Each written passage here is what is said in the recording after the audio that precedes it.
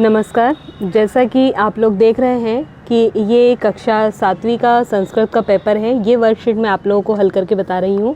चूँकि मुझे लगता है कि कक्षा 7वीं की संस्कृत बहुत कठिन आया है, पेपर थोड़ा सा डिफ़िकल्ट है, तो आप इससे सहयोग ले सकते हैं। पहला प्रश्न है, रक्षाबंधनम इति पाठ आधारेण प्रश्नानाम उत्तराणि संस्कृते लिखित। तो इसका पहला प्रश्न, अस्माकं देशे के प्रमुखा उत्सवा। तो इसका उत्तर है, अस्माकं देशे विजयादशमी, दीपावली, नवरोज, ईद, होलिका उत्सव, बैसाखी, ओणम, मकर संक्रांति च प्रमुखा उत्सवा भवन्ति। दूसरा, रक्षाबंधन पर्व कदा भवति।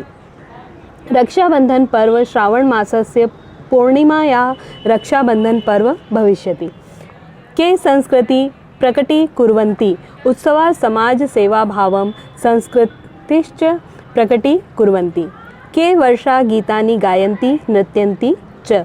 लोकगायकाः वर्षा गीतानि गायन्ति नृत्यन्ति च। अब आगे हम देखते हैं, अगला जो हमारा प्रश्न है वो है रिक्त स्थान का। गुरु गोविंद सिंह से संबंधित रिक्त स्थान है ये। तो पहला जो रिक्त स्थान है वहाँ पर आएगा गुरु नानकः एव सिख धर्मस्य प्रवर्तकः। दूसरा है गुरु गोविंद सिंह वीर रसे सहज कवि आसित। तीसरा, खालसा नाम ईश्वरीय दीक्षा।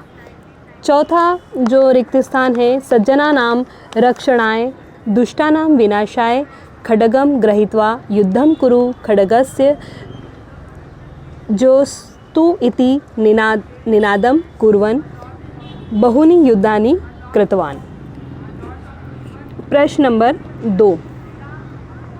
प्रश्न नंबर 2 में पूछा गया है कि एक यहाँ पर गद्यांश दिया है, उसको पढ़कर हमें उस प्रश्नों के उत्तर देने। पहला प्रश्न है, सिंहस्य नाम किम आसीत्। सिंहस्य नाम महोजस्वी आसीत्। अगला प्रश्न, सिंह केषां वधं करोति स्म। सिंहं बहुनां पशूनां वधं करोति स्म। के सिंहस्य समीपम् अगच्छन्। सर्वे पशवः सिंहस्य समीपम् अगच्छन्। भोजनाय प्रतिदिनं किं प्रेषयामः। भोजनाय प्रतिदिनं किं प्रेषयिष्यामः। तो यहाँ पर आएगा भोजनाय प्रतिदिनं एक एक पशुं प्रेषयिष्यामः। किम की जगह यहाँ पर आ जाएगा एक एकः पशुं प्रेषयिष्यामः। अब है प्रश्न नंबर 3। प्रश्न नंबर 3 में भी एक पद्यांश दिया है और उसे पढ़कर कुछ प्रश्नों के उत्तर देने हैं। तो यहाँ पर पहला प्रश्न है, येन बालो न पठिता सह कीदृशः। येन बालो न पठिता सह शत्रु एव वैरी च। अगला प्रश्न, अपठितः बाल कुत्र न शोभते। अपठितः बाल सभा मध्ये न शोभते। हंस मध्ये कः न शोभते।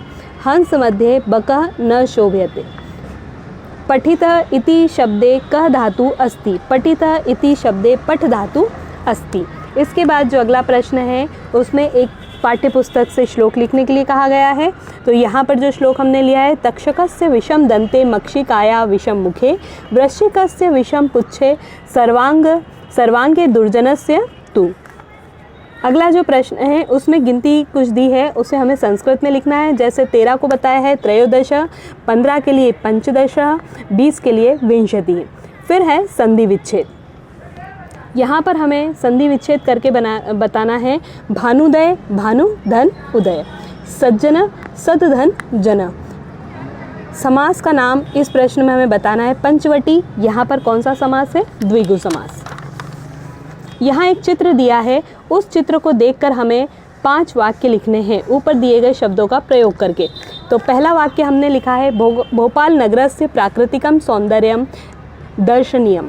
दूसरा वाक्य, अत्रस्य विशालतमः सरोवरः देशे एकः एव अस्ति। तीसरा वाक्य, सरोवरे नौकाविहारः अस्य सौंदर्य द्विगुणयति। चौथा जो वाक्य हमने बनाया है, अस्य नगरस्य प्राकृतिकं सौंदर्यं दर्शनीयम्। पांचवा, जंतुशाला वन विहारः च नगरस्य प्राकृतिक शोभां वर्धयन्ति। अब जो प्रोजेक्ट कार्य है वहाँ कुछ प्रश्न हमें दिए गए हैं, उन प्रश्नों के उत्तर हमें लिखना है। तो प्रोजेक्ट कार्य के लिए जो प्रश्न दिए हैं, सबसे पहला प्रश्न है यहाँ पर, चैत्रादि भारतीय मासानाम नाम लेखनम। भारतीय मासों के नाम, चैत्रादि भारतीय मासानाम नाम, चैत्र, वैशाख, ज्येष्ठ, आषाढ़, श्रावण, भाद्रपद, अश्विनः, कार्तिकः, मार्गशीर्षः, पौषः, माघः, फाल्गुनः, चेति। अगला प्रश्न, भारतीय तिथिनां लेखनम। भारतीय तिथिनां प्रतिपदा, द्वितीया, तृतीया, चतुर्थी, पंचमी, षष्ठी, सप्तमी, अष्टमी, नवमी, दशमी, एकादशी, द्वादशी, त्रयोदशी, चतुर्दशी, पूर्णिमा, अमावस्या वा। षड् ऋतूनां लेखनम। षड् ऋतूनां चैत्र वैशाख्यो वसन्तः, ज्येष्ठाषाढ्यो ग्रीष्मः, श्रावण भाद्रपदयो वर्षा, अश्विन कार्तिकयो शरद, मार्गशीर्ष पोषयो हेमन्तः, माघ फाल्गुन्यो शिशिरः, एवं षड् ऋतवः भवन्ति। द्वे पक्षे चंद्र स्थिति वर्णनम। मासे द्वे पक्षो भवतः, शुक्लपक्षः कृष्णपक्षः चेति। शुक्लपक्षे चंद्र क्रमशः वर्धते, पूर्णिमायां सह पूर्णतां प्राप्नोति, कृष्णपक्षे च क्रमशः क्षयं प्राप्नोति, अमावस्यायां सह पूर्णरूपेण लुप्तः भवति। भारतीय प्रमुख उत्सवानां नामानि। भारतीय प्रमुख उत्सवानां विजयादशमी, दीपावली, नवरोजः, ईद, होलिका उत्सव, बैसाखी, ओणम, मकर संक्रांति च। अब जो प्रश्न है यहाँ पर पूछा गया है, बालचरः संस्थाया परिचय। बालचरः इति बालानां एक सेवा संस्थाया तस्य सदस्य भूत्वा वयं देशसेवां कुर्वन्तु समर्था भवाम। दूसरा जो प्रश्न है, यहाँ पर बालचरों के गणवेश की चित्र आपको लगाना है या बनाना है।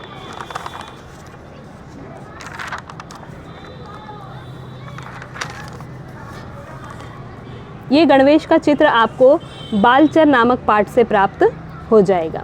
तो अब जो अगला प्रश्न है वो है बालचरान कार्याणि। तो बालचरों के कार्य क्या हैं वो हमें यहाँ पर बताना है। तो गणवेश धारणीयम वयम बालचरा सर्वत्र विचरामः।